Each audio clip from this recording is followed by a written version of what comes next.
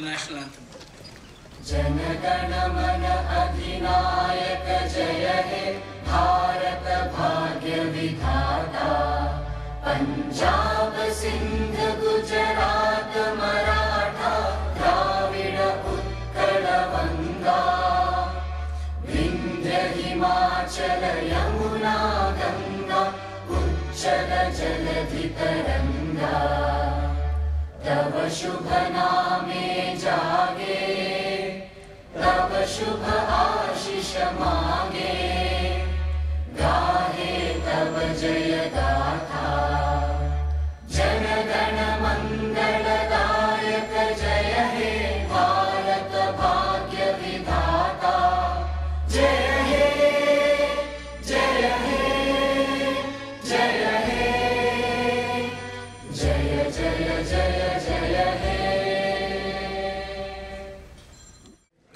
ladies and gentlemen, as much as we all look forward to a great monsoon, we are equally thankful that Biparjoy did not pour water on our joy and spoil this meeting. A very good morning again and a warm welcome to all of you and also our special guest for today and speaker Ajay Vir Jakhar. I request Pankaj Khare of Prabodhan Manch to welcome him and felicitate him in our usual tradition.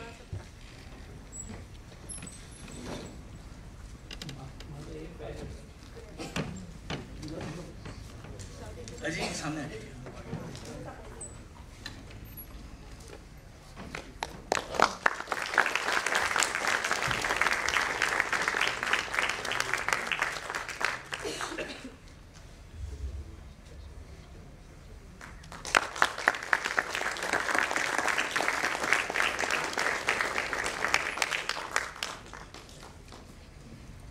Friends, thanks to your support, Prabodhan Manch Parle has been growing. We now have a big database of more than 3,000 people. Our contributors have crossed 350. Our YouTube subscribers just crossed 19,000, all of which makes us feel good. But we also realized that we probably haven't kept pace with the changing times and the ever-changing face of social media.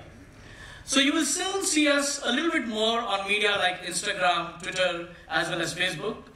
So please keep a watch out for us and do support us to help us grow more. At Prabodhan Manch, we have always wanted to give topics that have a direct connect with our audience.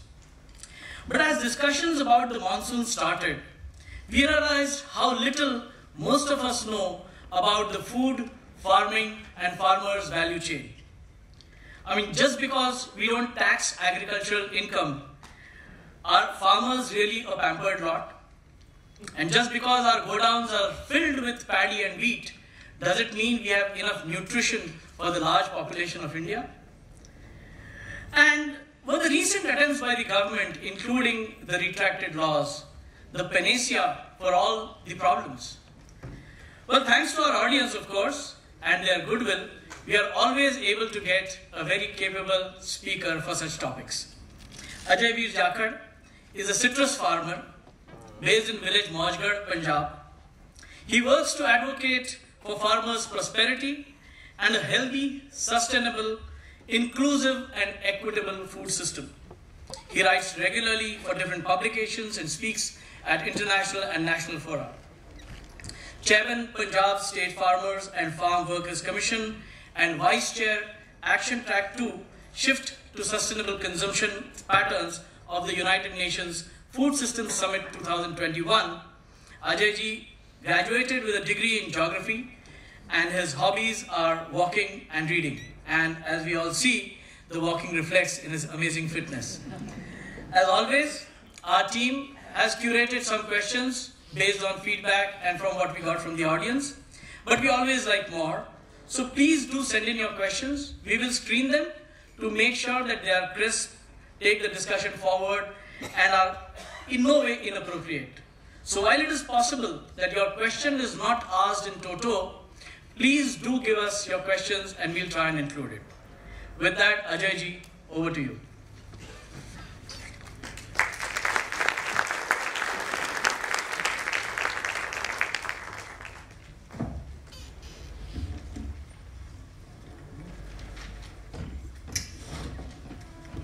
good morning to everyone, and thank you to the Manch for giving me the opportunity to come and speak here in this August gathering, and even thank you for the kind words that you spoke in the introduction. Food is what we eat, farming is how we grow that food, and farmers are the people who grow the food.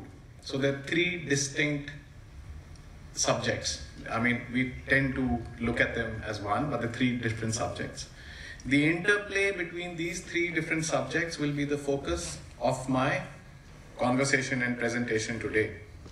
There is a whole universe of issues that one can talk about, but I will only take the time to dwell on some parts which I think you will find interesting and amusing.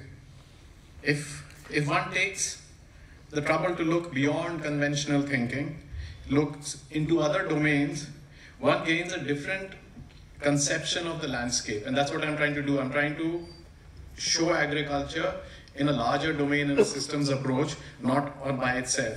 Most of the issues I come upon here turn out, once they are properly understood and explained, to be astonishingly simple. That's the intent, that what I'm trying to explain comes out very simply. Agriculture began around 10,000 years ago.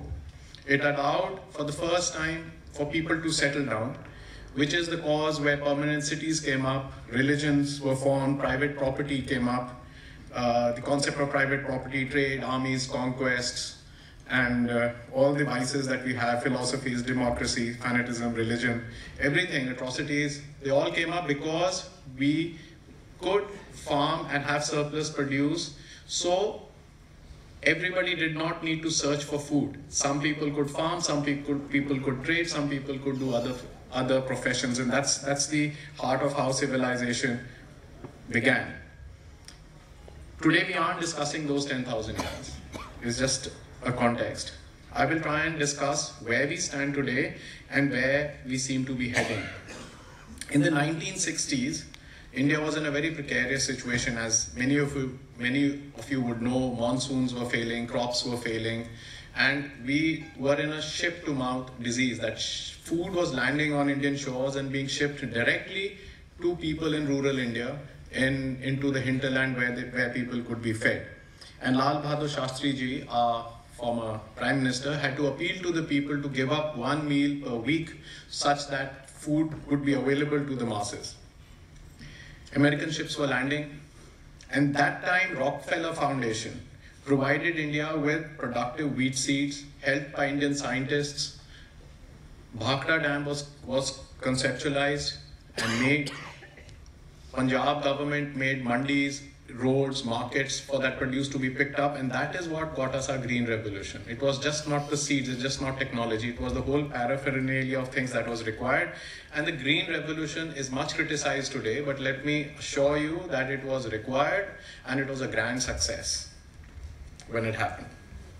Today, India is in a very difficult situation. India has 2.4% of the world land area and 4% of global water resources, while we have around 17 to 20% of the world population. That obviously tries to explain how we are circumstantially different from the world, and that's why our solutions will have to be different than what we are being told by the Western countries to do. The problem of water availability will cause further problems, that our cropping intensity will reduce by 20% as water becomes scarce, which I will explain later, by climate change or by over withdrawal from aquifers. That will further have problems. First, I will explain what are the consequences of the way we farm, the way farmers farm, because everyone tends to, in cities, blame farmers for farming in a way which is destroying the soils, which is destroying the environment, and like very clearly you said, our farmers are the pampered lot because we don't pay income tax, which I will come to later, and I do not concede to that point, but I will come to later in the conversation. See, the very act of farming, the very act of sowing a crop is against nature, it's against environment. For millions of years, Earth progressed in a way that you did not break the soil. But we have to farm because we need the food to feed the millions. It's not possible not to farm. So the best choice we have is, how do we farm in a way that it is least environmentally damaging, or how do we farm in a way that we are able to sustain where we are today, it doesn't go worse. So that's our best case scenario. So let's not, there is no scenario where we can farm in a way and feed ourselves that there is enough food for everyone at the right prices, access, availability, affordability, everything is there. It's not possible. So the best possible scenario is to do the least amount of damage possible. In our quest to maximize yields, like I said, for more productivity, which I'll come to, we're destroying our biodiversity. To what extent is the question? In 50 years, the population size of mammals, birds, fish, amphibians, reptiles has reduced by 68% worldwide. 80% decline in earthworms has been recorded. Now, earthworms are required for organic matter in the soil, which is absolutely essential. Now, because the nutrients in the soil are going down, because we plow the land, it's not just of what you, every time you plow the land, you expose the soil to sunlight and oxygen, and we lose the soil. So we are compelled to use chemical fertilizers because we are doing such intensive agriculture. We are drawing all the nutrients out, so they need to be replaced. Either they get replaced by plants or by soil organism that's available, but that's not available in enough numbers, so we have to use artificially we have to provide for fertilizers, chemical fertilizers, and that disrupts the relationship between plants and the organisms and the living matter in the soils, and that itself creates problems. So farmers have spent a lifetime killing things which they do not plant. So all plants that are not planted, seeds that are not planted that grow are called weeds. We use weedicides to kill them. All animals like rats and other insects, animals which are not good for the soil, or they eat our crop or compete with us, we kill them, we call them vermin. All insects which are not friendly for us, we call them pests. So anything that competes with farmers growing food is a threat, and we spend lifetimes killing them. What happens is when you apply chemicals to the plants, or you apply pesticides, fertilizers to the plants, they build immunity to it. Like I will come to later, when I come to food, I'll talk about how human body is building immunity. Same way these insects build immunity to those, and we have to apply more and more toxic chemicals and pesticides to them. The other interesting part is that 75% of the antibiotics that are used in animal rearing. Now, normally when you go to a doctor, when you're ill, you go to a doctor, the doctor gives you a strip of antibiotics and he says, finish the course, don't leave it halfway. It's only that you don't build the immunity. But when you're having poultry, chicken, eggs, meat, milk that you buy in the market, now 75% of antibiotics sold in India and the world are going for these products, and they're being used there. So you are digesting these through these means. It's not necessarily you have to take an antibiotic to build that resistance. So that is happening. World Health Organization has declared antimicrobial resistance as one of the 10 biggest public health threats to humanity. Now, the resistance occurs when bacteria, virus, fungi, parasites over time no longer respond to medicines, making infectious harder to treat, increasing the risk of disease, severe illness, and death. And doctors here will be able to explain that better. But that's exactly what's happening. The way we are rearing our animals in industrial scale setups, like if you go and see a poultry farm, there are millions of chickens, tens and thousands of chickens in small spaces. So that's how, like COVID, with how everyone said you keep distance, keep yourselves away. But those are the types of conditions that we're keeping our chicken. Those are the types of way we are keeping our animals, and that is leading to issues of health.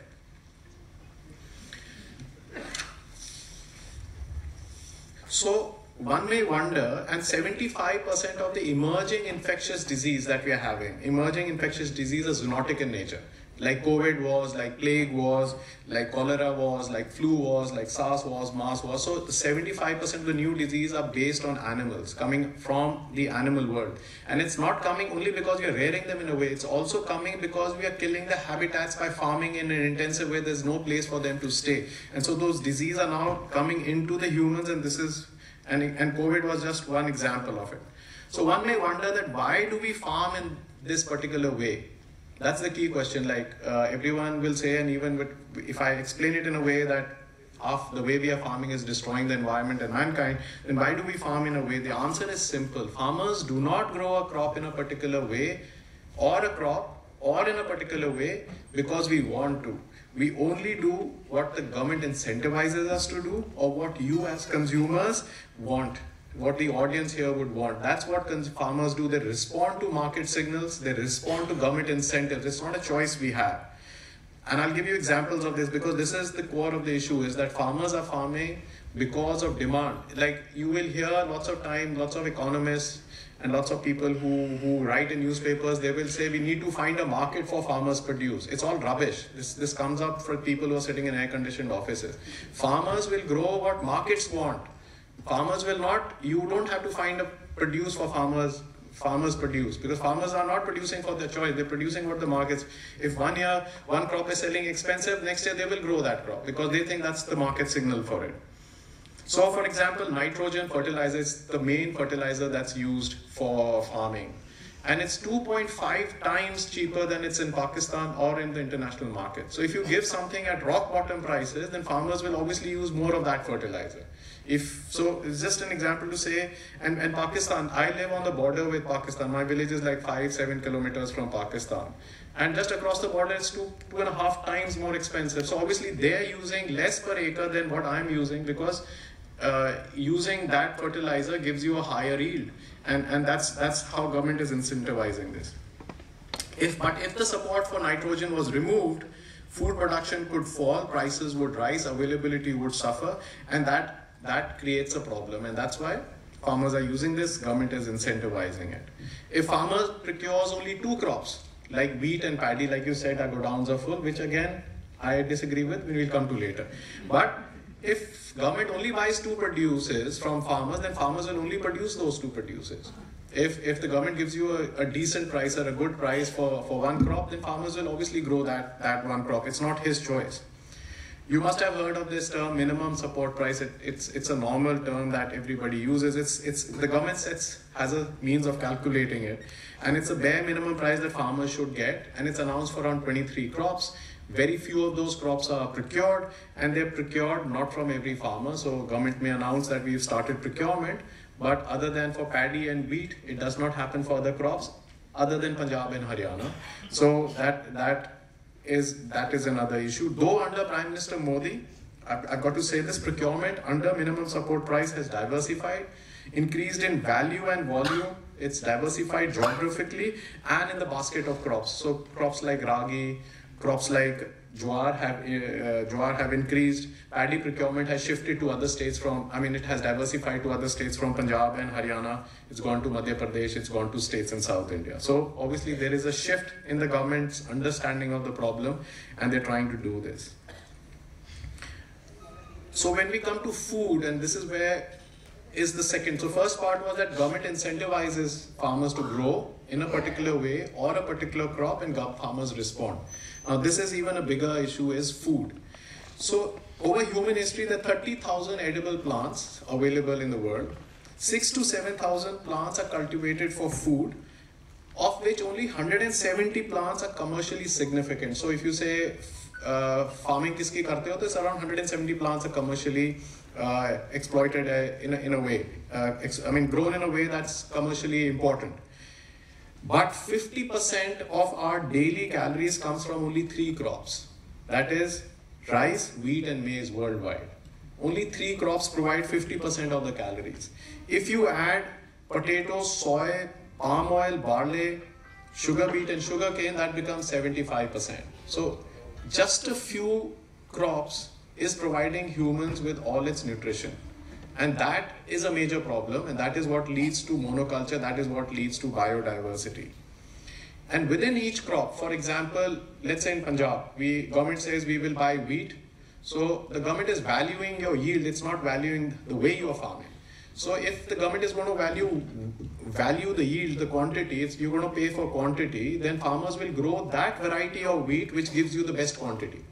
So within each crop, there are thousands of varieties, but farmers will grow the top 2-3 varieties only. So not only is the biodiversity being destroyed because of the demand coming from consumers or from government incentives, but within that crop, the varietal biodiversity is also being limited to just 2 or 3 varieties, because when the government subsidizes a seed, government will subsidize a good seed, because if it subsidizes a seed which gives less yield, then farmers will say, why are you giving us a 10 rupee seed for 5 rupees when the yield is not good? So and logically you will then subsidize a seed which gives you best yield, but when you give that seed, then nobody else grows any other seed and everybody lands up growing the same variety. So these are issues that come up, and markets give signals, and farmers will respond to those market signals. That's the other key part. Now, if you remember in 2007 and 8, there was a huge food crisis. Food prices worldwide doubled up. It led to food riots across Asia and Africa and other places. In Tunisia, there was a government change. In Egypt, there was the Islamic Brotherhood, and there was a government change again. The same way uprising happened in Syria. The problem we are seeing has its roots there. In 2011, when the UN Food Index was one of its highest, food-related riots took place in 48 countries. And you look at Sri Lanka, food prices went up to 80%, and you had a crisis, but you had a problem. Even Pakistan today, wheat prices, your atta prices, your wheat flour prices are many times higher than India. So every time there is a crisis in prices of food, there will be a crisis in the political system, and there is a tendency for regime change. And this has been documented many times. The primary focus of every government in the world, including India, has been, this government and the past governments, and it will be in future, is to controlling food inflation. They will never allow food prices to rise, because that is again bad in a way, because people can't afford, and then there's malnutrition that happens, or there is a pushback from the government. If you remember, Sheila Dikshit, she was a chief minister, and I think so onion prices went up and the government had to fall. So those kinds of situations. So it's called the cheaper food paradigm is not only killing the planet, it's not allowing farmers to prosper.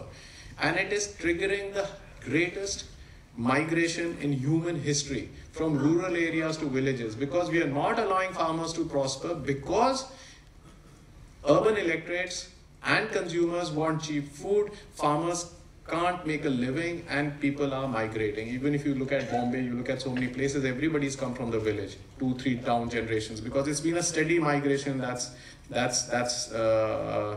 been happening. What does the government do when food prices rise? They ban exports. For example, now they've done it for, I think so they've done it for which crop? They banned export of sugar, and they banned export of wheat. So even today in India, as a farmer, I grew wheat, I cannot export it because India is not allowing me to export it.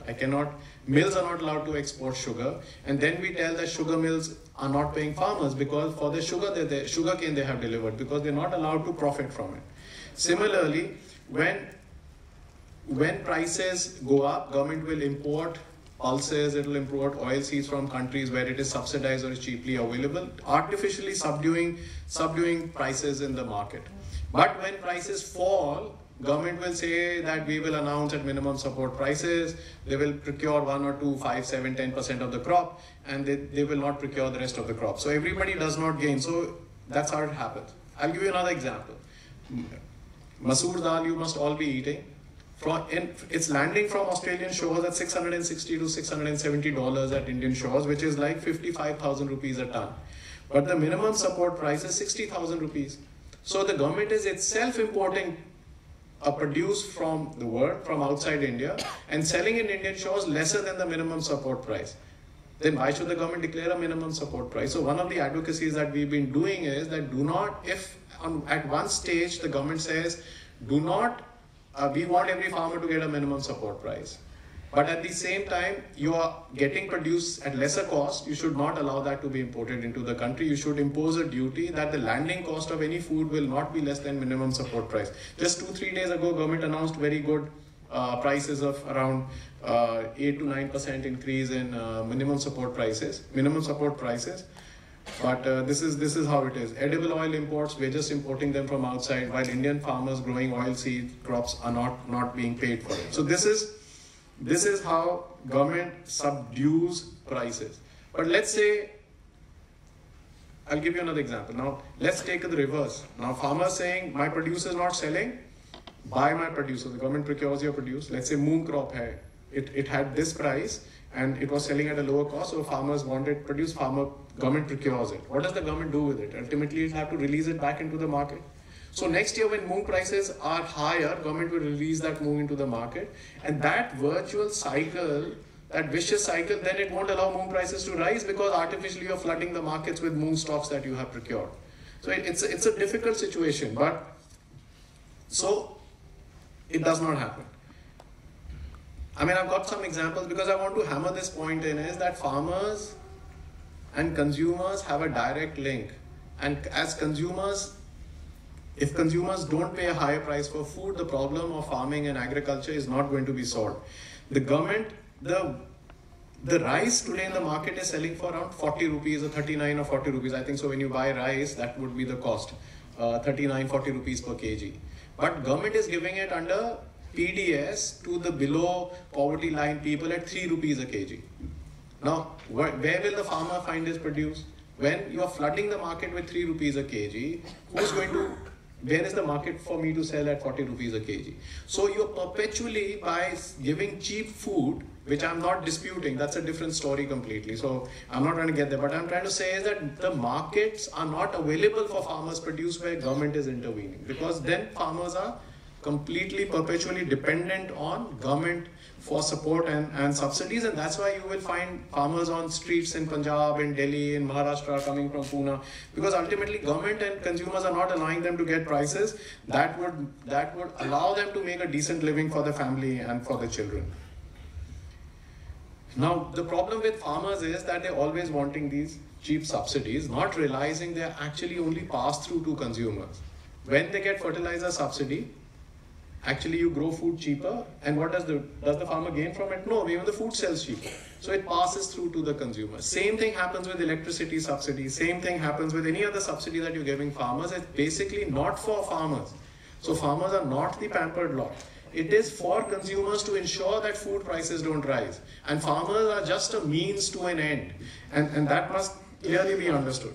If all of you bought organic fruits and vegetables, we would grow organic fruits and vegetables and the environment would be better. There is a Save Soil campaign outside, the soils would be better. But if all of you consumers, even those sitting on the counters outside, are not going to spend extra money for quality grown food, then farmers are not going to be able to grow it. And that's the key point we have to understand. It's very simple. Till consumers don't pay a higher price, farmers are not going to be able to grow it because we need to make a living from this. I have already explained how farming practices are destroying the planet. Then I explained how government programs and consumer demand compel farmers to farm in a particular way. And I also explained how cheaper food paradigm is keeping farmers poor in the first place. Subsidized food is being given to 800 million people in India. Most of those who are poor, most of those who are malnourished are living in villages. So it's not that there is prosperity in the villages, and even though we are the ones who are providing food as a farming community, we are the ones who are not as prosperous as other communities.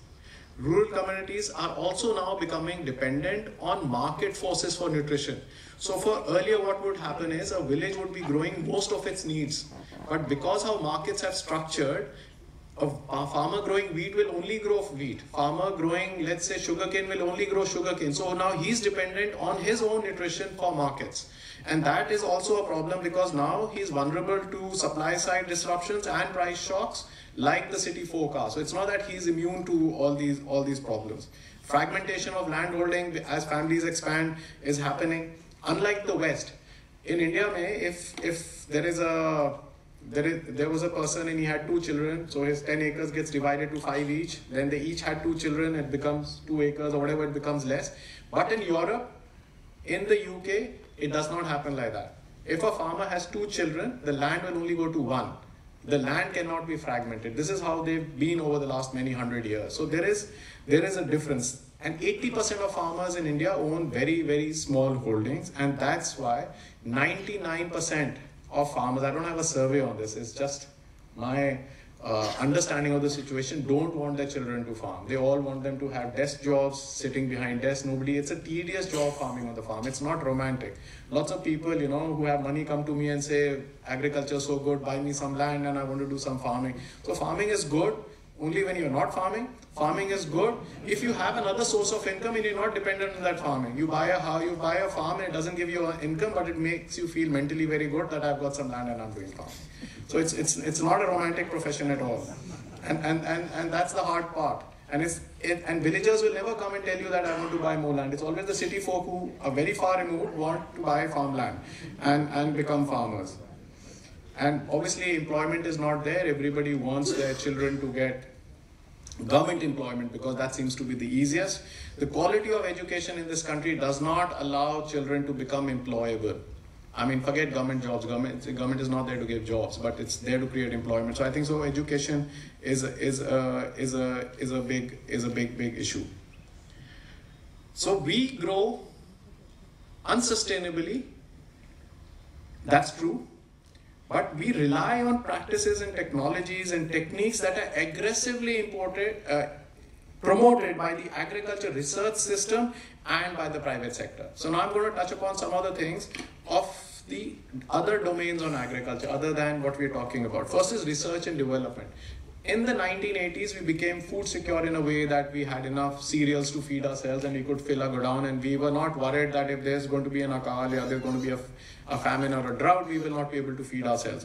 And that's when research and development took a backstage. We became complacent and we stopped investing. Research means investing in better quality seeds, better quality extension services where you tell farmers how to farm, and applications and practices. On an average in India, including the union government, including the state governments, into agriculture research universities, extension officers who will go tell farmers, whose job it is to tell farmers how to farm, how to use better practices. There's a 50% vacancy in the government staff. And that's a problem.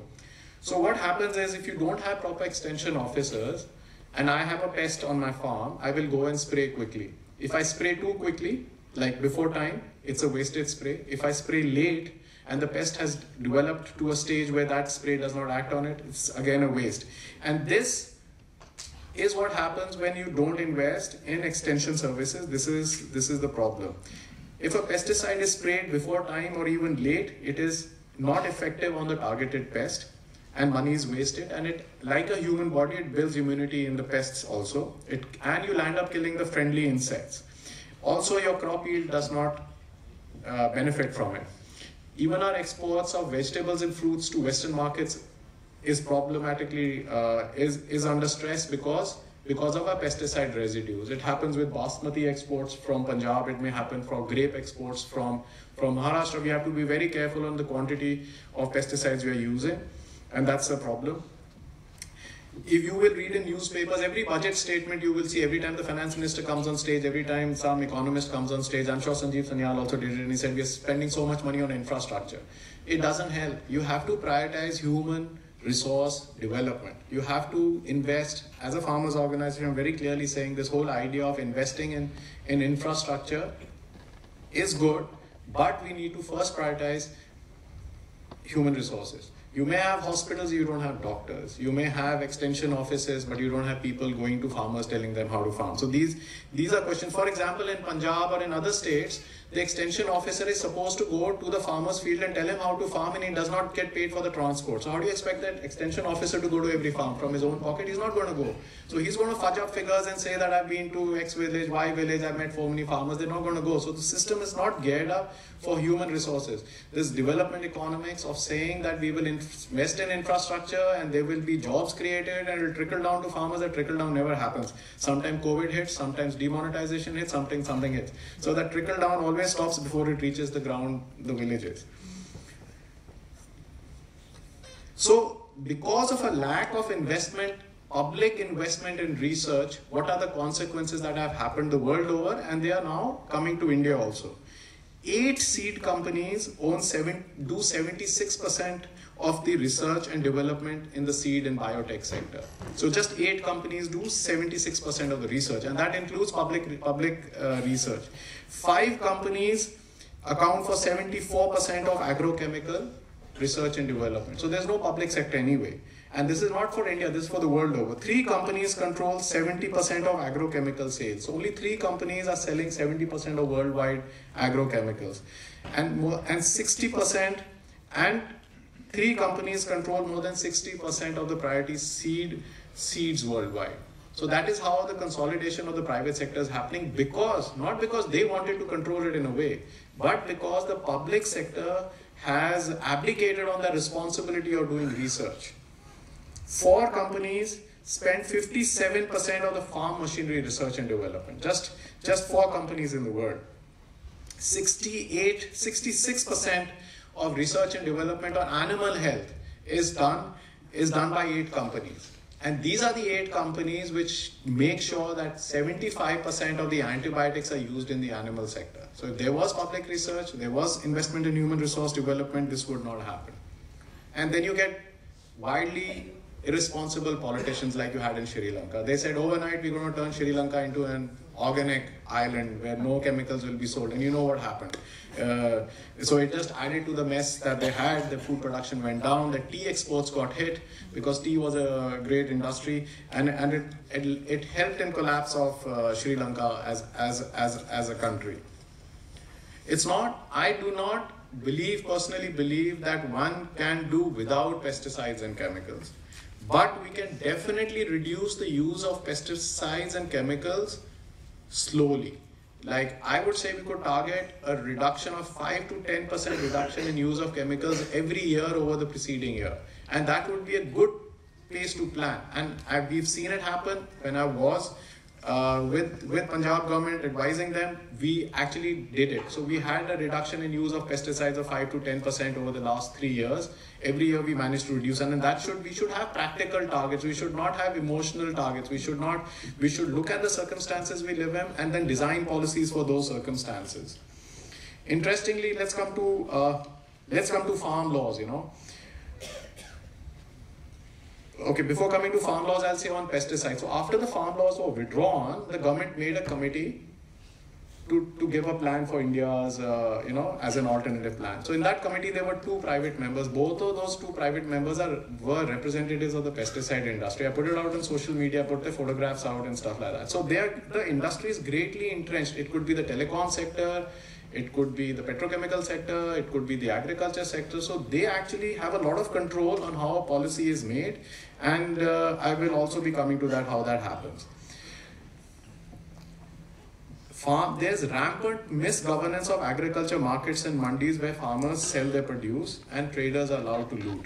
For example, for onions, because onions is a major crop in Maharashtra, it's a crop which everybody uses, from the poorest to the richest person uses onions. So traders don't come and speculate. There are some commodity traders here also today. Traders don't come and speculate when the market is normal or when there's a bumper yield. They will come and speculate when production is down. And it's been proven by Niti Aayog, by them, that when onion production falls by 5%, prices rise by 50%. So you don't need production to fall by 40% for prices to rise by, even a shift of 5 to 10% in production quantities will lead to a jump in prices which consumers need to pay. And such loot does not happen. We need regulated markets and mandis. And those markets and mandis today are not regulated. There are ways and means to do it, but it's a matter of governance, it's a matter of political will. And the purpose of farm laws was to improve markets and marketing of farmers' produce. So I would say that the intent of the farm laws was very good. The design was wrong.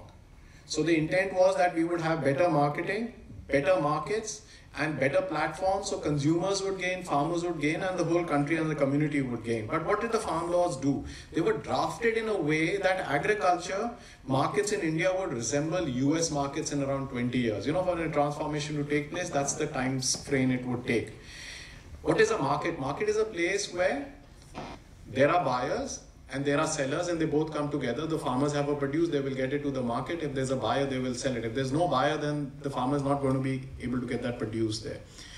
In the name of reforms, the farm laws were creating spaces where traders could operate without transparency and accountability. So they were creating alternate spaces. So the government was saying that this table is an agriculture mandi, let's presume. Here laws will operate that are there. But that table is a space where the farm laws would not operate. So where would the traders go? Traders would not come to this market, they would go to that market.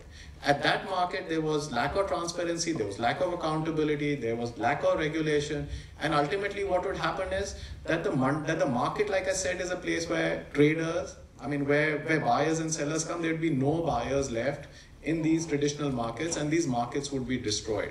And I personally think that was a disastrous thing to do. This is just one of the examples to explain what would happen if the farm laws came in. The intent was good, the laws were bad. I think if the government had done a consultation before the farm laws were made, rather than a consultation after the farm laws were rejected by farmers, we would have come to a consensus where farmers would have conceded on many points, the government was ready to concede on many points, and this crisis would not have taken place. In the US, we were trying to create markets which would resemble the markets in the US. In the US, only 15 cents to every dollar spent in the supermarkets goes to farmers. Only 15 cents out of every dollar goes to them. And just 4 companies control 65% of the retail market. Just 4 companies control 65% of the retail market. Now, I'm not saying these companies are multinational companies. There's no difference today.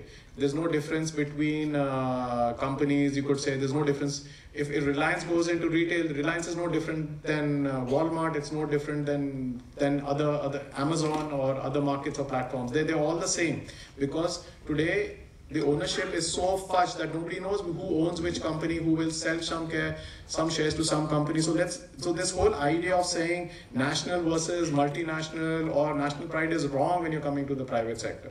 Today you will create an industry based on national sentiments, and tomorrow you will go just sell it to the Saudi Arabian oil fund, and suddenly you have a new owner overnight. So this is what it was doing.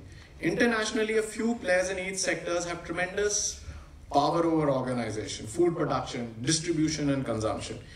So where processing industry has done well, you see 85% of the canned tuna in the world, this fish is owned by 4 companies. 80% of beef and 70% of pork processing is done by 4 firms.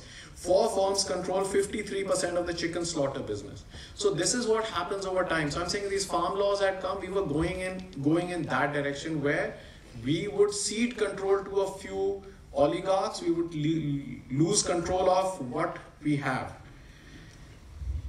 Then there are other players in the market which are disrupting things, and this is something that I think lots of people don't talk about, is individual donors and philanthropists.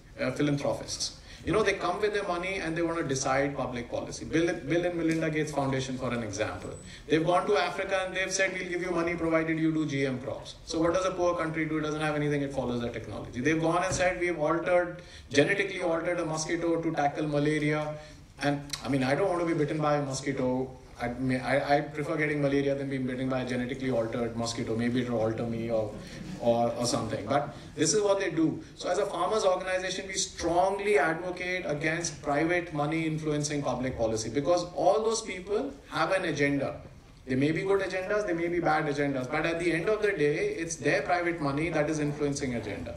I mean, you want to take a rocket to Mars like Elon Musk, take a rocket somewhere, but don't influence public policy. I think we are absolutely against this, and this is happening because these foundations, these private people with lots of money, they are influencing policies now, and there are Indians also who are doing it. Even the best of names are doing it. It's not that many of their intentions may not be bad. I'm saying the intentions could be good, but at the end of the day, it is not something that it is good for the public. It's their perception of what they're doing is good, and perceptions can change with knowledge, how information changes.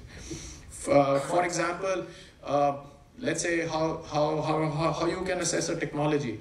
100 years ago, fossil fuels was fantastic. It brought so much convenience. We had planes, we had cars, we had tractors and everything, but today we are blaming fossil fuels for climate change. So over time, your perception of a technology will change based on data, based on information that is available and more research that comes in.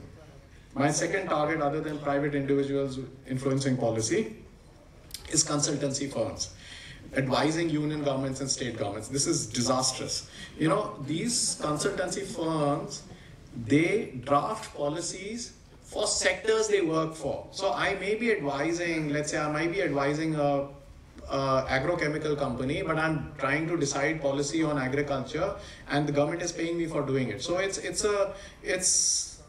an unacceptable conflict of interest that's happening. I'll give you 3-4 examples on this. The union government, a few years ago, started off with this program of creating 10,000 farmer-producer organizations.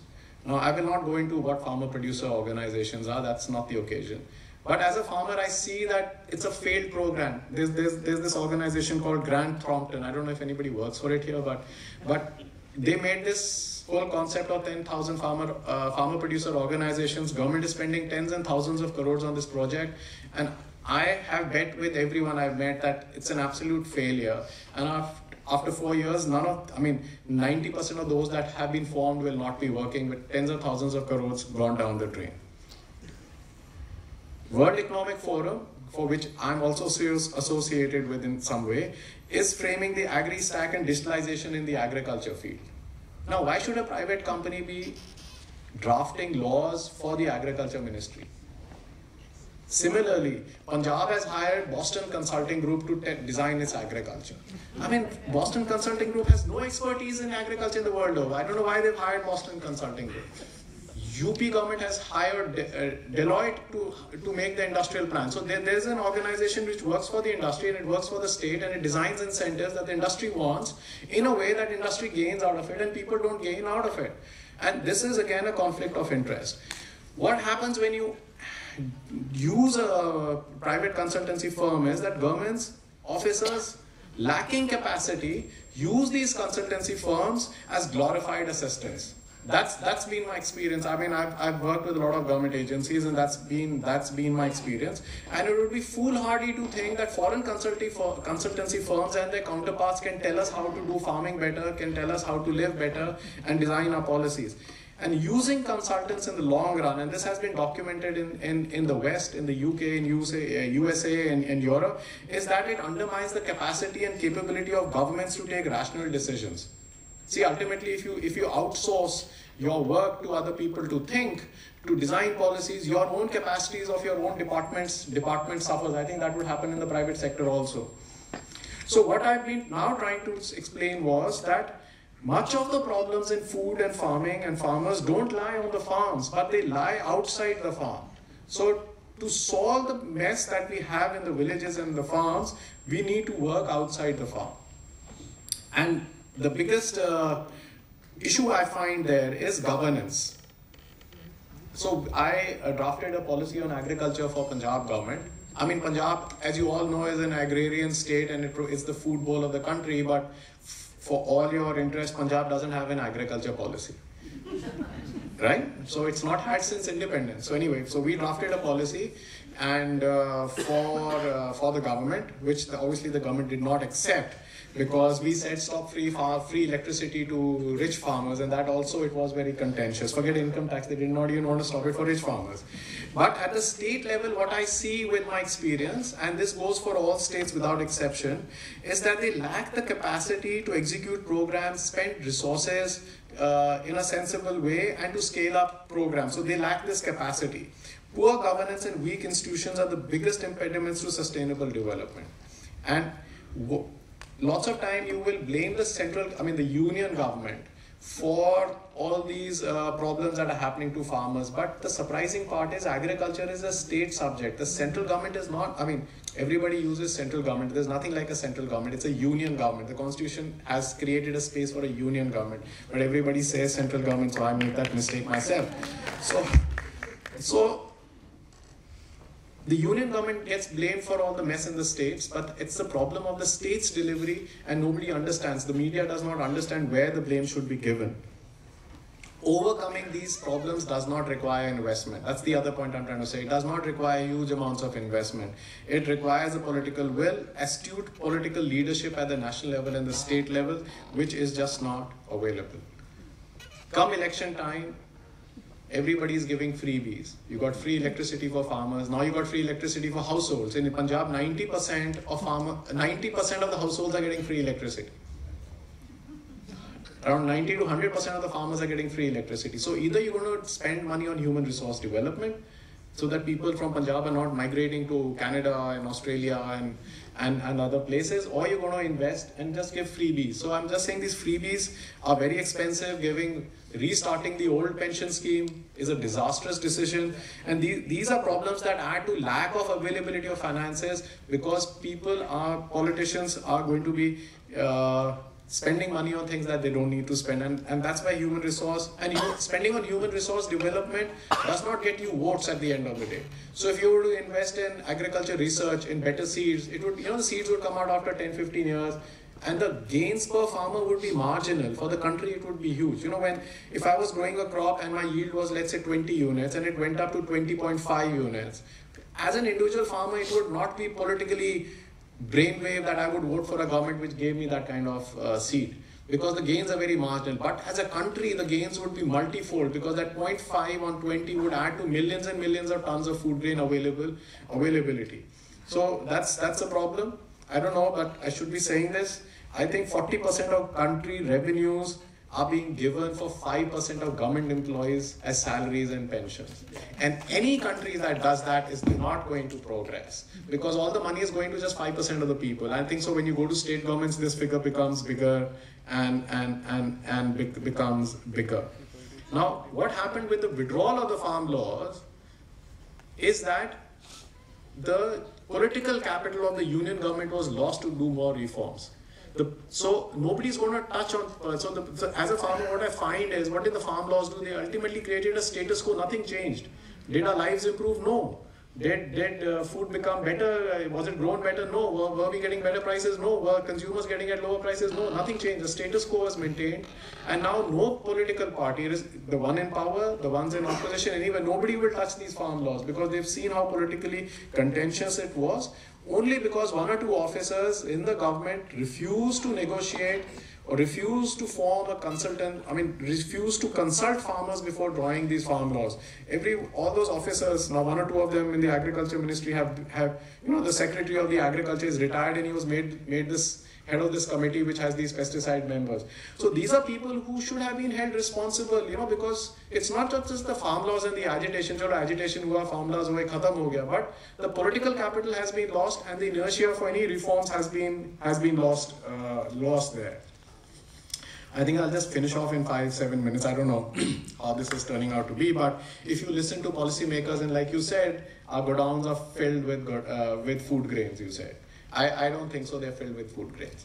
We are not a food secure country. You will read in newspapers telling us India's food secure, we have enough, our godowns are full. We are only food secure because people cannot afford to eat more. If people could afford to eat more, we would have great shortages in this country. 800 million people are being given subsidized food. Now they can't eat more. So what is food security? Food security is defined. I would define food security as saying that you have enough calories to give people. But calories is not what a person needs. You need nutrition. The moment a country becomes prosperous, the moment we start eating better food, we want Western diets, we would want milk, we would want eggs, we would want meat, more pulses, more proteins. If that stage comes, we will not be able to produce to meet those requirements. Then there is climate change. With every 1 degree in temperature rise, worldwide crops go down by 10%.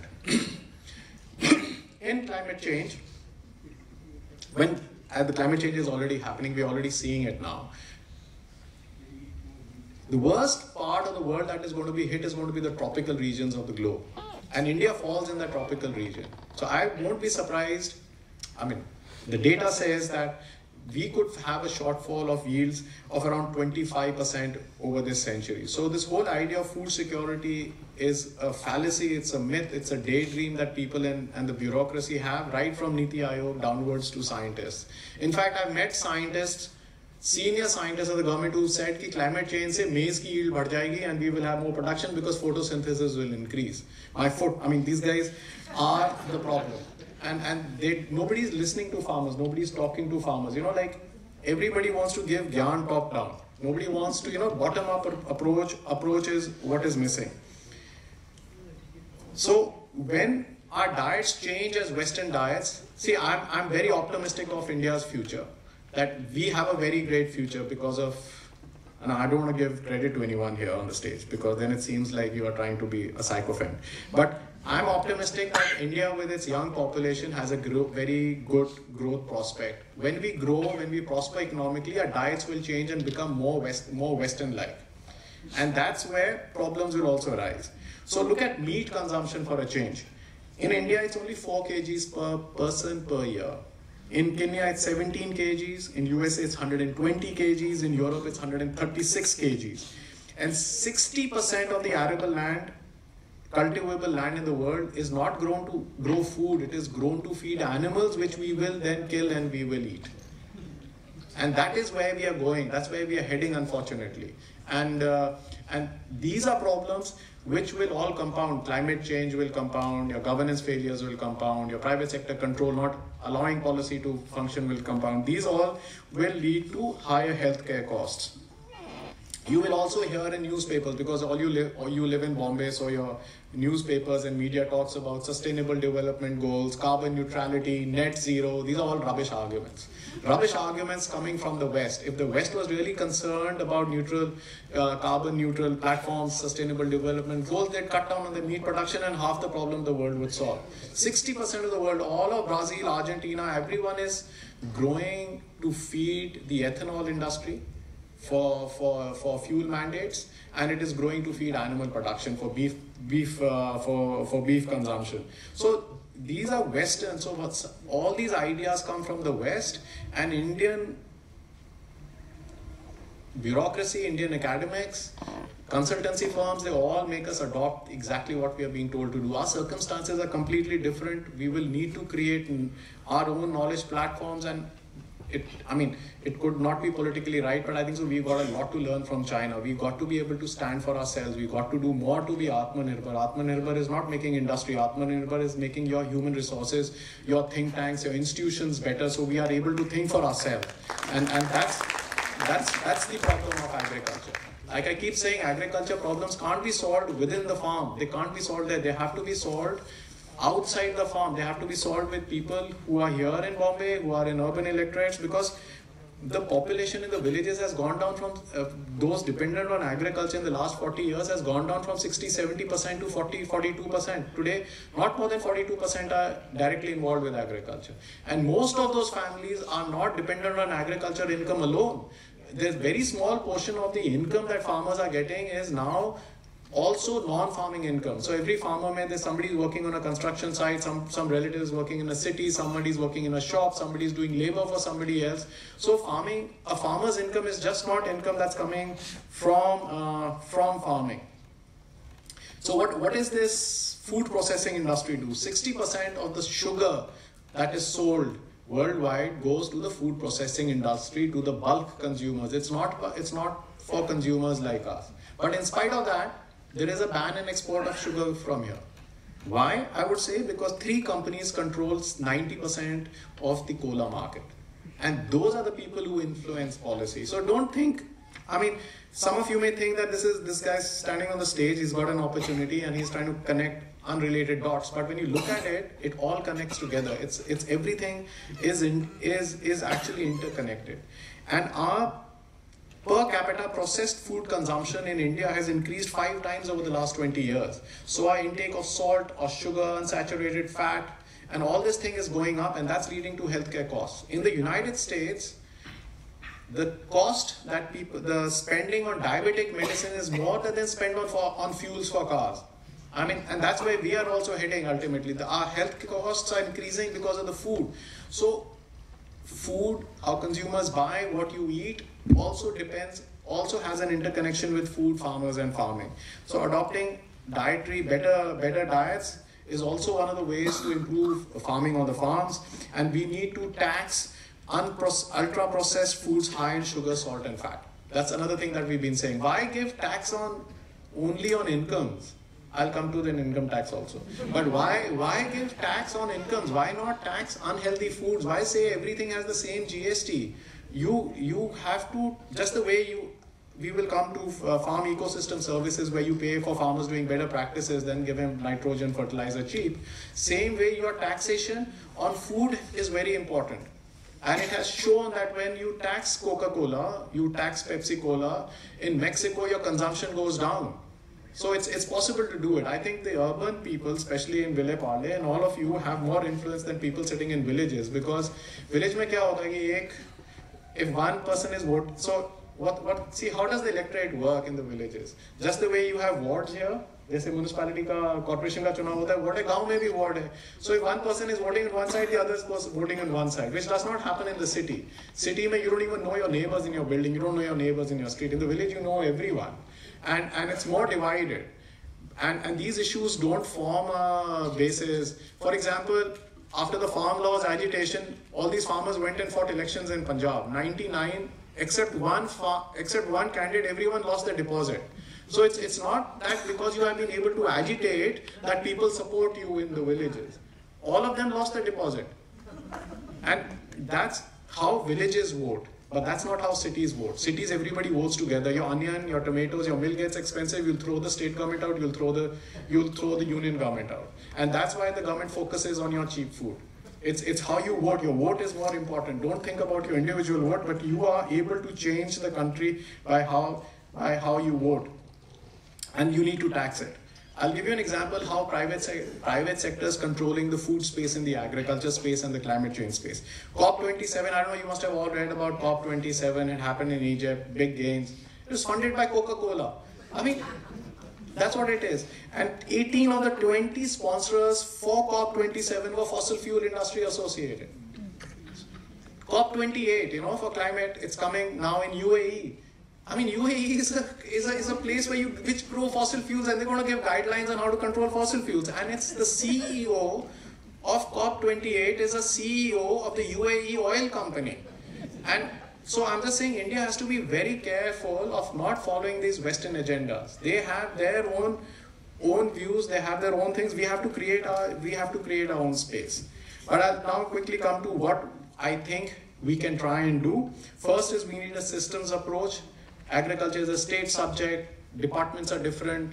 For example, you could have on water, you could have drinking water ministry separate, you could have an irrigation ministry which is separate, you could have a soil ministry which looks at water is separate, you could have many ministries which look at water. So you need an interconnected approach where departments are better coordinated. We actually need a food systems approach, because you cannot design for individual parts anymore. Those days are gone, that century is gone. You need to design policies in a food systems approach. We need to document failures. This is something that the world does not do. As a farmers organization, we've been talking about it. We've given it to various finance ministers to document failures. But sir, you tell me, any IS officer heading a ministry will say, okay, bhai, apne department ke failure batao, kahan fail. Nobody's going to tell you. You find one success story, maybe in Bombay also you have one flyover which has been built on time, and then you'll say, look, and then you'll showcase that one flyover the world over. In every newspaper you'll showcase that flyover. Same thing happens. Till you don't document failures, you will continue to make the same mistakes. And especially in agriculture, I don't know about other fields, but especially in agriculture, we make that mistake. We only document successes, and those are very few successes. For example, in those 10,000 FPOs, there's a very successful FPO, Siadri Farms in Maharashtra. It's a success. But every time I go and criticize someone and says FPOs are not working, you say, look at Siadri Farms, it's doing wonderful. But that's one of 10,000. I mean, nobody talks about the other 9,900. And that's how policy is influenced. That's how public perception is made. That's how your minds are molded to particular policies. We need to prioritize research and development over infrastructure. That's something. The other thing is that we need to improve our antitrust enforcement, industry regulation. And we need localized solutions. Closed food loops. Why should something be procured from Punjab and given subsidized to someone in Maharashtra until it's a necessity. You could have closed food loops. For example, you could have kitchen gardens and backyard poultry. Why can't every person be made to grow their own small little vegetables? I'm not saying every person can grow their own food requirement, but even in villages, people have a little house, they have land, they could grow their own vegetables. You don't even need land to grow vegetables. You could fill a sack with soil and mud, and you could actually grow your vegetables. So instead of distributing cash, you could distribute seeds for vegetables. So every family becomes a little more Atmanirbhar. So it's a different approach. Why can't you have midday meal schemes? In midday meal schemes, it's a great scheme. Every children gets subsidized food, but why should that food be got from miles and miles away? Why can't that food be procured from within the village or the revenue district or within adjoining villages? So in one of the meetings with the finance minister 3 years ago, in the pre-budget discussion, I said we should do backyard poultry. So the question is not of the object, is how you design is important. I'll give an example. You could say we need the poultry industry. So you could have industrial scale poultry industry where you have millions of chicken in a small piece of land where antibiotic use is higher and where 2 or 3 companies control the whole value chain. Or you could have backyard poultry and you could grow chicks and give to farmers or landless people in villages, and the government could procure those eggs for midday meal scheme. So there is a closed food loop design that can happen, but nobody's listening to farmers, and that's the other problem. I'm so happy you called me and you're listening to me, but it doesn't happen because these are. You think Boston Consulting Group or Deloitte KPMG is going to tell you to have closed food loops? No, they are being paid as consultants by the poultry industry. They are not going to design backyard poultry. This is how everything is linked. They are not going to design kitchen gardens because nobody wants everyone to grow kitchen gardens. You want retail sector to control the whole retail sector. And if you pay for yield, farmers are going to grow to give you yield. If you want better soils, you want better earthworms, you'll have to find a way to pay farmers that. So there is a way you could design payment for farm ecosystem services, but that we don't know. You will value what you measure. This is what I learned when I started this farm advocacy work. He's saying, अगर पानी को measure करोगे, तो पानी का value farmers देंगे. अगर आप मुफ्त में पानी दोगे तो कोई उसकी value नहीं होएगा. So it's easy to do for water because you can measure it or how much it rains. But how do you do it for the soils? How do you measure the quality of soil? It's a completely different thing. So you need new science for it. You need new measurement matrix for it, and the government is not doing it. We've tried to explain to the government that the government does not have the capacity to do it, and this is where they need to work with farmer organizations. There's so many of them working very well in Andhra Pradesh, in Telangana. You have to work with farmer organizations to come out, not with farmer organizations. Sorry, then you'll never get anywhere. You'll need to work with people who are working with soils to design a measurement matrix where you can say if your quality of soil improves, we'll give you this kind of money rather than giving other incentives. So that requires a longer term strategy. The last point I want to come to is what I propose to this country, which till now whoever I've talked to has disagreed with. So I'm going to try my luck with all of you. After 75 years of budgets, agriculture policies, supports and subsidies, are we empowered? Are farmers living with a life of dignity? The answer is no. You go and talk to farmers and you ask them, are you happy? But that's why 99% of farmers don't want their children to farm, because they don't think it's a dignified livelihood. And this is after being told for 75 years that we've given you billions of dollars and arbon rupees ki aapko subsidy di hui hai. It's not happening. And government spends a lot of money. It's not that they don't spend a lot of money, states and center included. You have PM Kisan where you're paying farmers individually, you're giving them free subsidy, you're giving them free fertilizer, you're procuring from them at good prices. But in spite of that, something is amiss because it's not leading to happiness, it's not leading to, forget a happiness index, that's too far in India. But it's not leading to positive outcomes as people would expect it to happen. The other part is that you can't pay higher prices for farmers' produce because, as we said, the government wants food inflation to be controlled. Consumers are not ready to pay for it. The third part is that India is not in a financial position to give millions of rupees to farmers. Maximum you give is 500 rupees or something. So you cannot give, because of us financial situation, economic conditions in the country, we cannot give a lot of money out. And cash transfers, many of you people will be hearing about cash transfers, but I think they're simplistic reactions to inherent complex problems. They do not solve. So if you were, I think so PM Kisan gives 500 rupees, some governments are now announcing 2,000 rupees, someone yesterday, I think so Andhra Pradesh gave 1,000 rupees per family or something. You know, these are things that get you votes, because if I get, let's say a person gets 1,000 rupees and he thinks it's a good amount and they will vote for you. But your healthcare cost, your education cost, your public transport cost, your other costs go up invariably by 5%, 10%, much more. And that inflation kills that, what you're getting on the one side. So a cash transfer is not a solution at all. So neither is cash transfer a solution, because you don't have enough money to give. Food prices, the government and consumers are not going to allow to increase. Budget, we've got a lot of money, but it's not translated into positive gains as we would have had. And the government is not creating enough employment opportunities. I mean, like lots and lots of, large percentage of Indian youth is unemployed today. So if you were not to give subsidies and you could create employment, we would be fine. But that's also not happening. We are progressing, but we are not progressing fast enough. And we may become old as a nation before we become prosperous, and that's a dangerous trend to do. So the question comes is, who should be subsidized? What should the subsidies be? And what is the impact of those subsidies? And I believe a time has come to debate and study the proposal of universal basic services. And I'll explain what they are. That if you cannot make a person prosperous, at least give him the basics that will give him dignity in life. Which is you could, and that would again depend on your financial circumstances of a country or a state. I would propose you look at education, healthcare, drinking water, sanitation, and public transport. And if you would focus on 4 things and forget all other kinds of subsidies, I think the Indian people would be much better off, because this whole comparison to the GDP that every economist will tell you that India ka GDP बढ़ रहा है and we are progressing is all rubbish. मेरे खेत में मेरे tractor का accident होता है तो देश का जीडीपी बढ़ जाता है. That's the fact. And that happens with your car tire also. Even if you go and your car tire gets punctured, India's GDP increases. But that does not get you prosperity. So this whole measurement that these economists will tell you and the finance ministry will tell you that India's GDP is growing and be happy about it and live in a artificial high of some drug, it's wrong. So the measurement matrix is wrong, and we need to look at livelihood parameters which give dignity, and I think that is where we should be looking at is universal basic services of giving the basics. Now the wish list could be very big. Everyone could come up with a list of 20 things that everybody needs, but you can't afford it.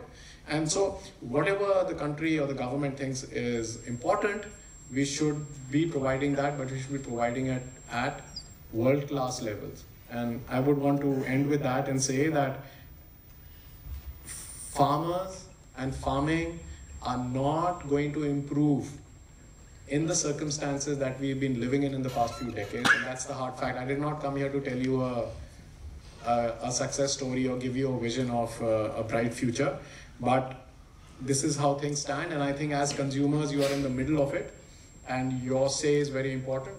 And don't think about your individual votes. I think every vote counts, and in total it makes a lot of difference.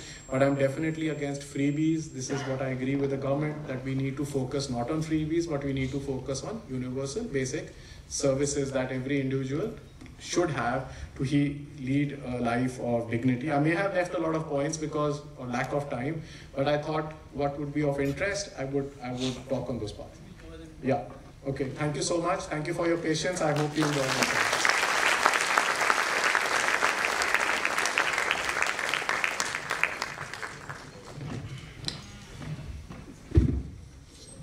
Thanks, Ajay.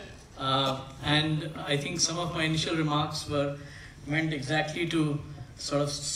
Just 1 second. On this income tax. Yes. Income tax is a state subject. The union government does not have the constitutional authority to charge a tax on farmers. That's the first point. So it's a tax that the state, because agriculture is a state subject, so you can't tax, the union government can't tax it. The other part is that if you were to tax it, your expenditure on collecting the tax would be far higher than the revenue would generate. So being practically, it does not make sense. And the third thing is, in one of the meetings, it came up in this Times of India or something had a few years ago given a big story before a budget that farmers are, so many farmers have shown so many tens and thousands of crores of income. So I told, I think so at that time it was Arun Jaitley ji in the pre-budget meeting, I said, if you give us a list of 500, 1,000 farmers, we will, as a farmers organization, we will go and assess it for you if it is the right income or wrong income, because income tax officers don't have the wherewithal to check if it's right or wrong. So, you got to involve farmers with it, but you can't tax us because it's not constitutionally possible for the union government to do it, and politically it will be suicide for any state government to announce it. Yeah. So I think Ajay ji, that was really, really refreshing, and like I said, some of those comments were also to simulate and stimulate a discussion. Again, friends, if you have more questions, we've got some with us. Our volunteers will just go and pick up the questions from you. I have a few with me, so Ajay ji, I'm going to start. And given that you sort of elaborated a lot on the input side, let me sort of come to the output side a bit. Because on the farm laws, there was a lot of discussion, and you had some comments on it as well. So, at the end of the day, we have the farmers getting X, and you said the US it's 15%, but I don't think in India also it's any more than 30% that the farmer gets of what the consumer pays. So what, in your opinion, would be a better way of cutting this enormous chain of middlemen that we have, which is both non-transparent and which is both very expensive? So, two things. First is this, lots of people who write and speak on agriculture don't do farming. I mean, that's a hard fact of life. I for one do. And my parents live in the village, my son lives in the village, and I do up and down on this. But a consumer share, the farmers, you're talking about the farmer share in the consumer price. It reduces with distance. So if I was to sell my produce in my village for 10 rupees, maybe it would sell for 12 rupees in the village. But if I was to sell it in Bombay, maybe it would sell for 20 rupees. If I was to sell it in the US, maybe it would sell for 100 rupees. So this is a wrong matrix to say that a consumer share will, how can you raise that share? I think the idea is, that's one. Second is, you cannot do away with middlemen. Lots of people will tell you, okay, middlemen ko hatana isliye farm laws laane. That's rubbish. Middlemen will have to stay. There are millions and millions of farmers. How are they going to get their produce at a place? Someone is going to aggregate that produce. The trader is going to aggregate their produce. So the middleman is required, the trader is required, and this is bound to happen. Now the question is, how do you do it? It's with better regulation. It's with better officers. It's with better politicians. It's better done when it's designed. I really think policy is best designed by people in middle class level of the government, because they know what's happening on the ground rather than at the top level. But definitely you will need better laws and better enforcement, like I was saying.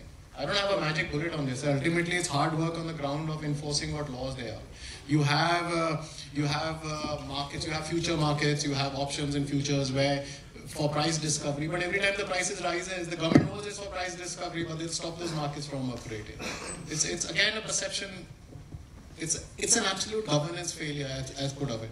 I wrote the farmers' policy in Punjab, and the first chapter was on governance. So one IIM professor actually wrote that what has governance got to do in a farmers' policy. So I had to give a rebuttal. So I wrote an article in the Tribune where I said, without the chapter on governance, the policy is not even worth the paper it's written on.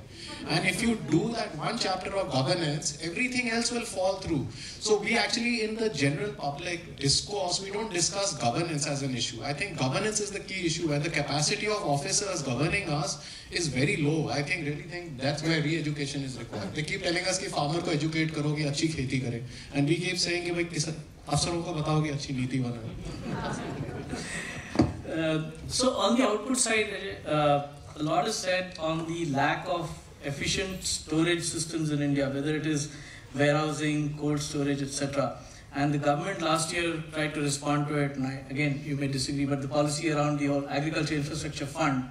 So in terms of the storage facilities, your views, whether that needs a serious overhaul, what are the solutions? What are the I think the cooperative ministry has done a wonderful announcement just recently, this month or last month, where they said they'll create tens of thousands of storage facilities. But like I said again and again, why is it always infrastructure? Why is it not human resources? Till you don't get human resources right, infrastructure is not of much use. Sure. I'll just take one other question on this, and again, in terms of the whole ENAM, which was introduced, I think 5 years ago, objective again being the hope that some transparency in pricing and automation of mandis will happen.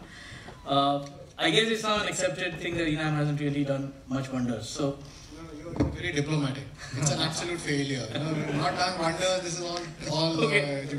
It's So, a failure. again, could we have done something else? Your view on automation of mandis, or whatever we can do in the mandis to make them better governed? No, I think it's again how you design policies. I think so Karnataka's got a better model of marketing than others have. I think Odisha's got a better model of supporting landless and landed farmers than others, than giving PM Kisan. So Kalia scheme in Odisha is much better. I think so in Karnataka, I think so it's what REML or I don't know what's it, somebody will know. So I think so there are other models which are working. But I can't, on the table, I don't think so we have the time to discuss what kind of models will be best or right. And maybe I'm not even the right person for it. Like I'm saying, this country has a tendency where everybody thinks they know everything, but I'm not one of those. I don't have a solution, but yes, there are models which are working, and ENAM is something that was forced by the union government on everyone else, and it has not worked. And the union government realizes it today. The agriculture ministry is already looking at coming out with a new scheme. I think a very related sector to farming is the whole dairy sector, and in the dairy sector, cooperatives have done a good job. I think that's one place where cooperatives have done well. Is there a similar model, or is there a structure similar to this which might work? Because as you said, FPOs again was a response, and I don't think probably the right one. It's a very good question. I'm interrupting. I think so. You'll be talking about Amul as a success. Amul and whatever has happened in so let's just look at Amul, as a success, because every time we talk about the cooperative sector success, like I said, one success story and everybody will talk about it. Amul, but Amul is not a success. I differ with the public perception. Amul is a success for farmers, but Amul is not a marketing success. It's not a success of the market. Amul has succeeded because the government of Gujarat, over last, many political leaders, I'm saying irrespective of political parties, have supported Amul.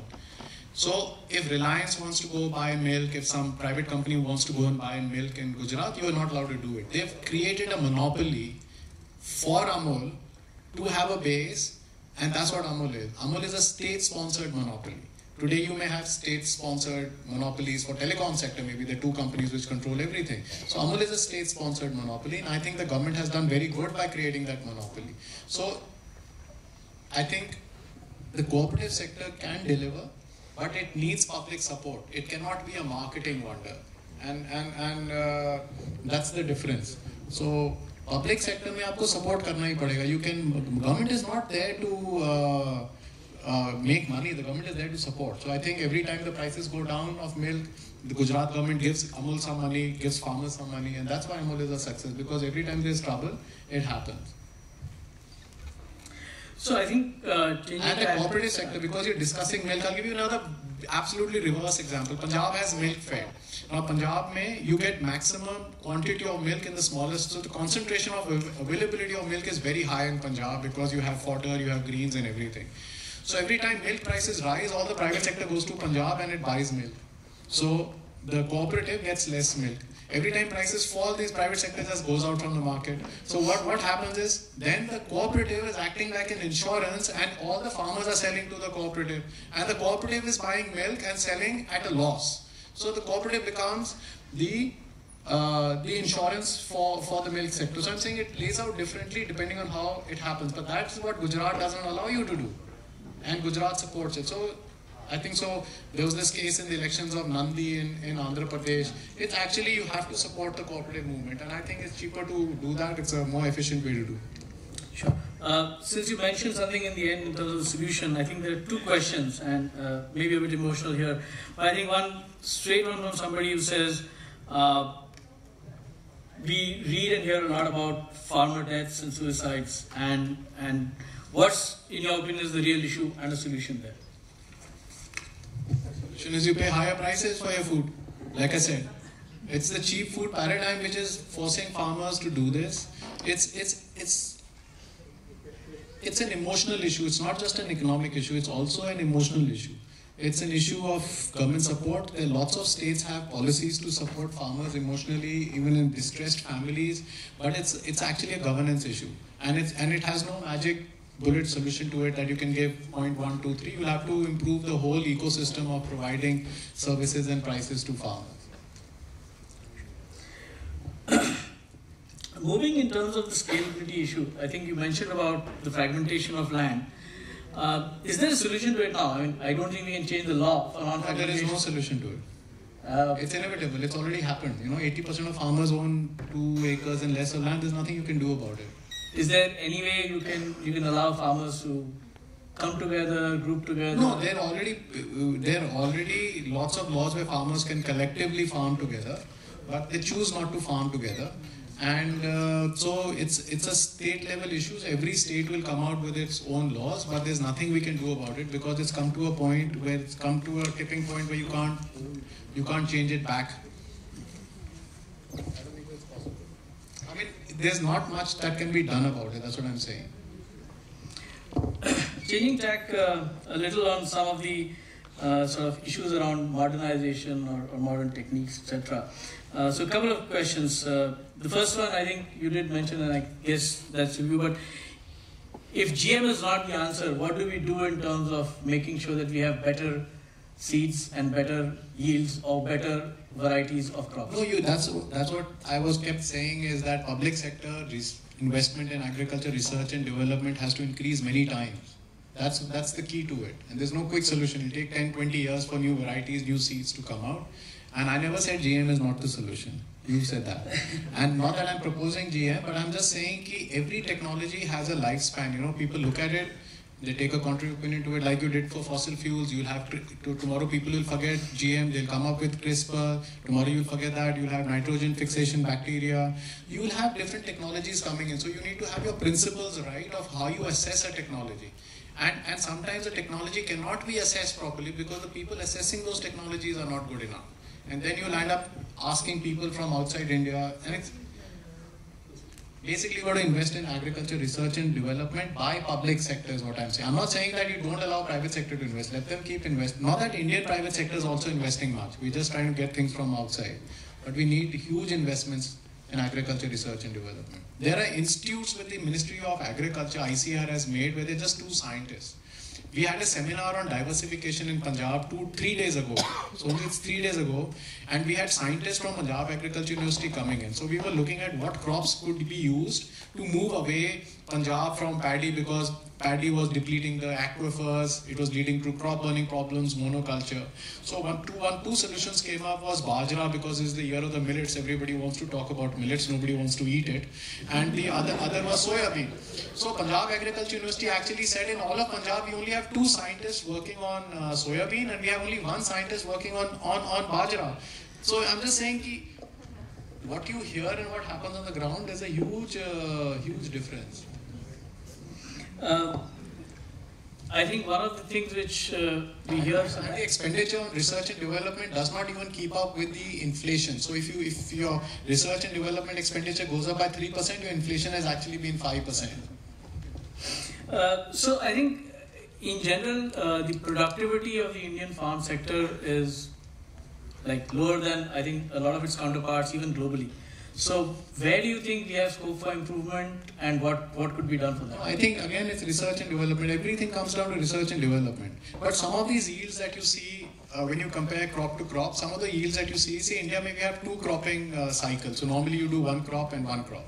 In America, sometimes you can compare the yield of maize with American wheat and Indian wheat. Their maize in China and all grows for 9 months, ours grows for 4 months or 5 months. So that also is a difference.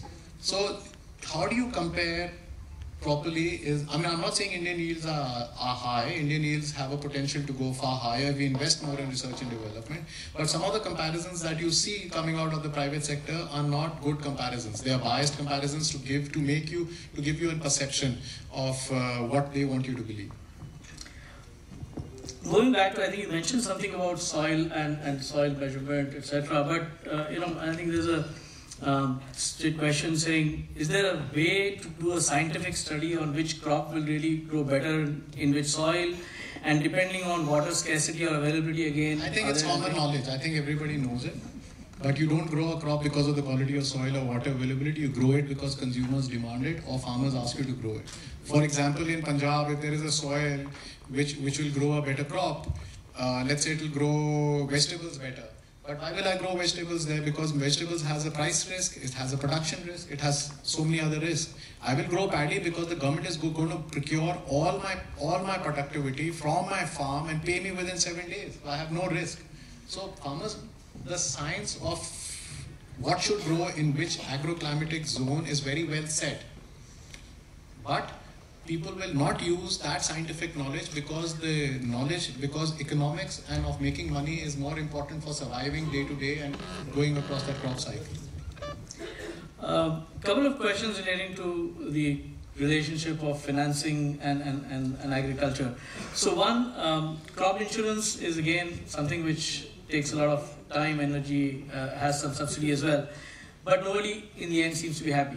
Where is it that we can do better with crop insurance? I think so. Crop insurance, when it was designed, was a useless thing, and lots of private insurance companies made millions and billions of rupees and made wonders. But the government has realized its mistakes and they have altered the scheme.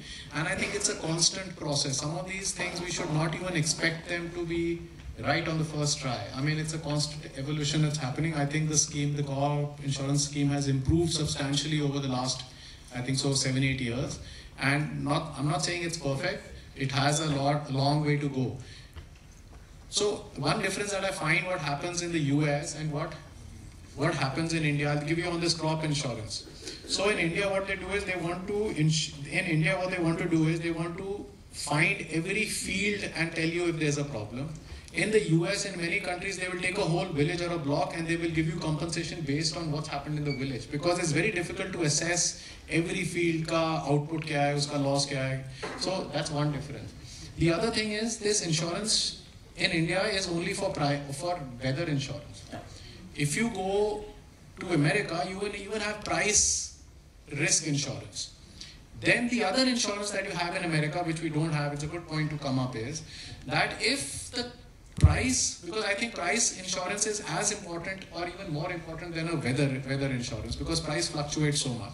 So in the US, because of government policy, if the price of food of a produce should go down, the farmers get compensated for it. For example, कि India से wheat export नहीं करने दे रहे हो, India में मेरा समझो 20 रुपए का बिक रहा है, and अगर मैं export करता तो maybe let's say Saudi Arabia में वो 25 रुपए का मिलता, so they will compensate me for that. Or if they import something into the US and it subdues farm gate prices, farmers will benefit from that. So I'm saying we need a risk apart from weather of price, and the bigger insurance we need, if some insurance company can design it and somebody can pay the premium, is risk stemming from government policies of subduing farm gate prices. No, it's not a laughing matter, because that's the main problem. You don't allow us to make money and then you say pay income tax, and then you say don't come to Bombay, no migrations. You know, it's all interconnected. It's a systems thinking we need. Again, I think formal financing for the overall agricultural value chain. It's not just farmers, but even the next stage of people who are sort of procuring or storing agriculture output. There are issues with warehouse receipts, there are issues with all those sort of financing, but again, there is a genuine need, and the growth in that is, I don't think, keeping up pace with what is needed. So, any suggestions you have in terms of how overall funding or financing into the agricultural chain can be done better? I can only tell you how it should not be done. Government has a policy of food parks, where they give you 50 crore subsidy to create infrastructure where private sector industry will come and set themselves up. So in one of the meetings with Nirmala Sitharamanji in the finance ministry before COVID came, and then there were no meetings anymore. Now industry meets face to face and farmers meet over Zoom. So that's how consultations have changed, you know. But so they gave us a bottle of that orange bottle भी नहीं, वो जो आता है ना tetra pack का bottle box आता है, वो सबके सामने एक एक वो रख दिया या जूस का ग्लास दे दिया. So I grow citrus on my farm, and we have a food park close to our village, like say 50 kilometers or 100 kilometers from us. I mean, it's not a good food park, but what they do there is they import concentrated orange puree or whatever from USA or South America. They reconstitute it as orange juice and they sell it. So is the subsidy that's coming in creating a competition to food parks, to farmers like me who are growing citrus? Because if you're going to give subsidy to someone to reconstitute juice which is grown in Brazil, and then it competes with my orange juice. So I told the finance minister कि ये जो juice है इससे तो मेरे को competition हो रहा है, we don't need subsidy. So question should be that what is it that we should not be doing? We don't have more money to give. Let's say if there is no money, only farmers should get it, industry should not get it. I mean, it makes no sense giving industry financial incentives. The government has given tons and tons of financial incentives. Is industry coming in India? It's not delivered at all. So I'm saying, we got to find the failures first, as I said. What is wrong? We need to correct those rather than try and find new solutions. Because when you find new solutions, you overlook what's been happening in the past. We need to first document failures. That's been my key advocacy of an organization. We need to document failures. And I've given you a food park failure, and most of the food parks in India are not working. Most of the food parks are not working. There's a waste of money, and if money should be given, it should be production linked. It should not be back-ended कि आप ये लगाओगे फिर आपको ये इतना पैसा मिलेगा. आप farmer का produce खरीदो, हम उस पे आपको subsidy देंगे. So I think when it comes to policy, I think so that detailing is where it becomes important. Consultation का, I don't know if you all people know, when there is a consultation का क्या मतलब है कि आपको बुलाया चाय पे, आपसे चाय पी, आपकी बात सुन ली, consultation हो गया. And then the government does exactly what it wants to do. I mean, you must have experienced it. That is what a consultation is. So the farmers के साथ ऐसा consultation होता है. And private industry का जो point of view है वो CII, FICCI है, वो सरकार के साथ बैठ के policy बनाते हैं. Exactly जैसे policy बनाते हैं वैसे policy बनता है. Ajay ji, on experience? No, I think we have all seen some of these. Yeah. On MSP, now one, it got discussed and debated a lot during the whole issue on the farm laws. But two questions related to that: is there a better way of administering MSP? And second, since personally I've had some association with the futures and options markets in India, something like what I think the Madhya Pradesh government did of a Bhavantar Bhugtan scheme or something which is similar to an options program, will that work? So I don't know if people will, Bhavantar scheme because you worked with it, but it was a scheme where farmers would be paid a price deficiency if there was a price deficiency. I think it was a fantastic scheme, but in the first year, traders and government officers manipulated it, and they made, I think so, 800 crores or something. I don't know, they made a huge, you should know how much did they make. They made a huge amount of money. So there was a huge pushback and the scheme was withdrawn. What I think should have happened is that schemes should have been allowed to run. See, no scheme is going to be successful. Schemes which are complete, like even when, let's say, some technology company comes out with a new technology, you need to keep tweaking it. So it should have been tried for 4 or 5 years, and I think it would have worked for India. This price deficiencies program was very good, but it needed more data, it needed more time to try it out for it to succeed. I think it could have been done. Sure. But other than that, on MSP, anything that you think can be done to improve the MSP program today? We spend a lot of money on it as a government, right? I don't think the government spends any money on it. The government doesn't spend money on MSP. The government spends money giving it 3 rupees to the poor. So let's be very clear on it. Farmers are not getting money. You are again trying to come up with the same theory that farmers को हम दे रहे हैं MSP. नहीं दे रहे हो. You are buying it so you can give it to the poor people, and which is good. I'm not saying it's not good, and that's why I'm coming again and again that the government has this policy that we will increase incomes in country and be able to get prosperity. And that's where I'm coming in for universal basic services. That's the principle, that you cannot increase incomes fast enough or high enough for them to have a dignified life in this country. And a few generations will be lost even if we are able to do it. And that's why I'm focusing not on incomes, but on universal basic services. In terms of policy intervention, I think you hinted at this, but I think the number of schemes that the government has in terms of various incentives and subsidies and the amount that goes in it in the union budget is a staggering number. Is there a way of rationalizing it? Are we just trying to do too many new things without getting it right? My suggestion is universal basic services. Finish all subsidies, finish all schemes, and ensure that services are available free of cost to people. Education, health, public transport, clean drinking water, sanitation. All the people in the audience out here must be thinking it's normal for you. Aapke ek din pani nahi aaye Bombay mein, you will be horrified. But haven't you seen photographs of people walking miles getting water out from a well? Drinking water is not available. Electricity is not coming into the homes. So I think we need to ensure that people get medical care, education, health. Kisi bhi gaon mein, however prosperous you are, your old man, someone old in your family gets ill, your whole savings, everything finishes off. In the poorest of households, in the middle class household, your savings, everything finishes off. And that's why I'm saying, we got to move away from this focus of incomes. This doubling farmers' income or GDP calculation, these are all old economics.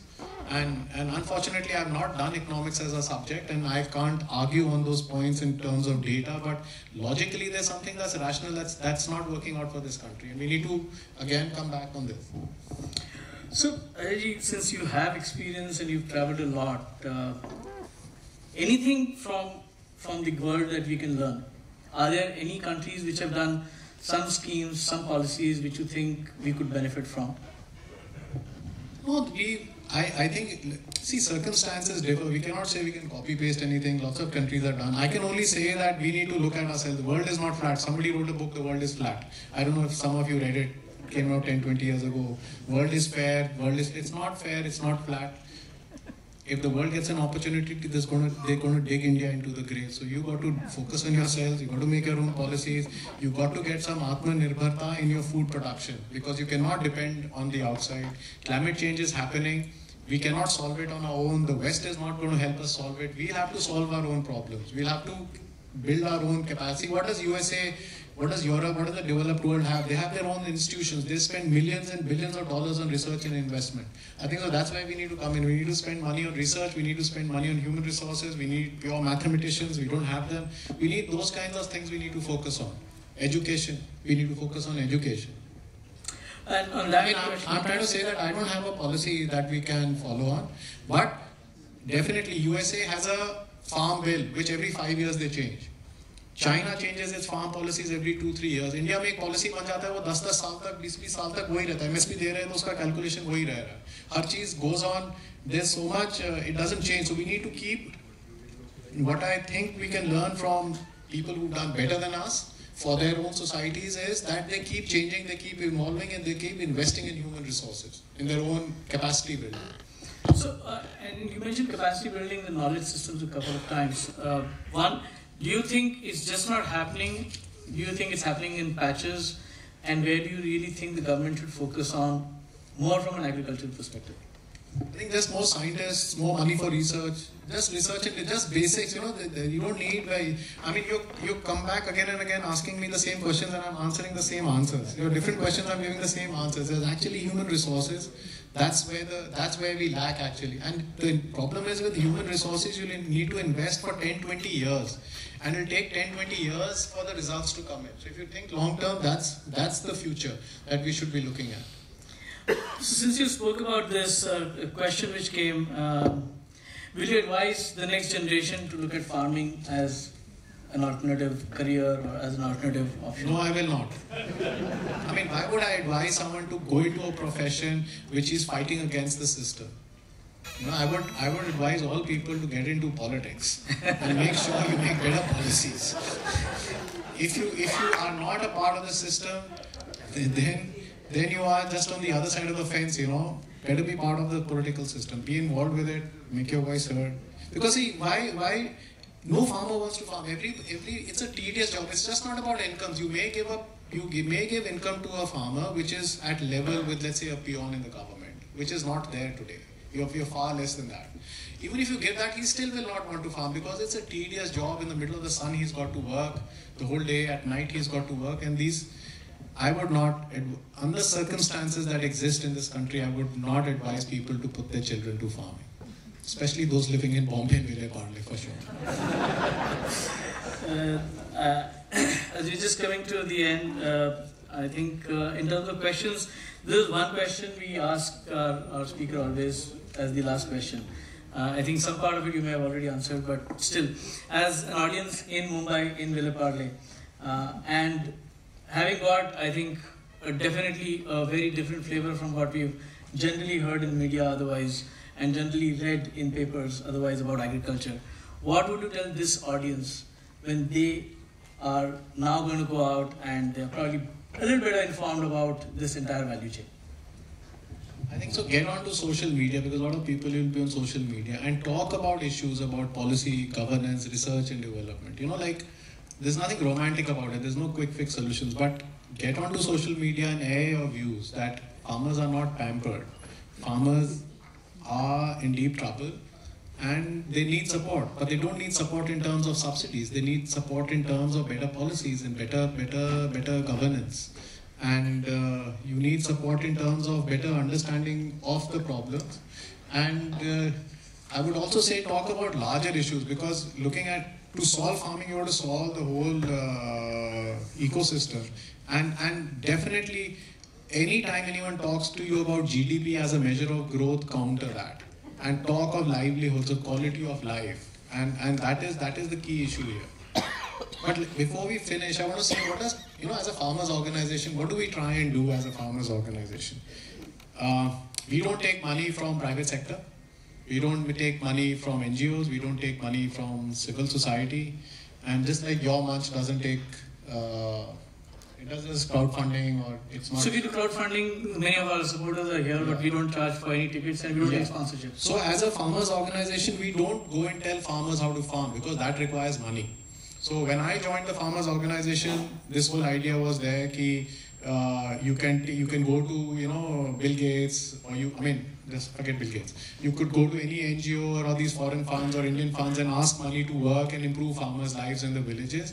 But then what happens with that kind of a thing is that you become dependent on donors for money, and then you start following their agenda rather than your agenda, because then you are not able to criticize what you want to criticize. You're not able to speak against your independence goes away when your financing is controlled by somebody else.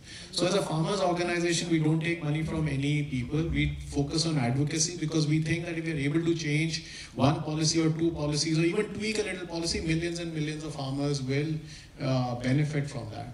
I don't know how many of you have watched, I want to end with this, I don't know how many people of you may have watched this movie called Inception.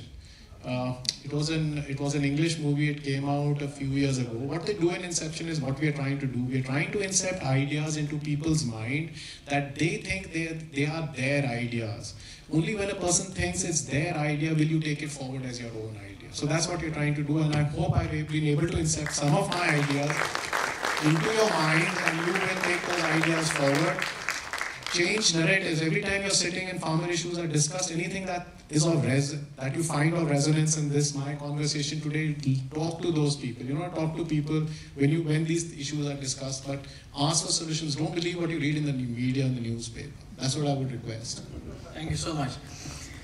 Thanks, Ajay. A dry subject like this delivered amidst the expectations of a wet monsoon, but you've left our heart with a warm and fuzzy feeling. So thank you so much for what you've done today. Especially since I know you came in yesterday night from Delhi, you're on your way to Pune. So amidst all this, for finding time to be with us, thanks again, and a big thank you from Prabodhan Manch Parle.